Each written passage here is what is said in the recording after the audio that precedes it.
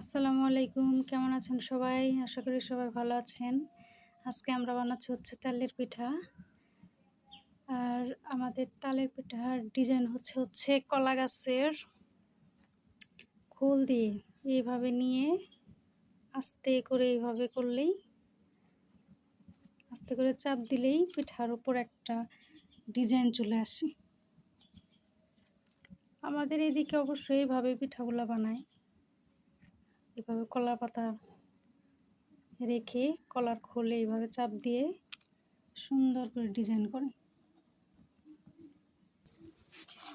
এদিকে পিঠা ভাজা হচ্ছে, সরিষার তেল তো তেলটা যেন কেমন একদম ফেনা ধরে আছে, দেখা যাচ্ছে না। কেমন হয়েছে সবাই জানাবেন। সবাই ভালো থাকবেন।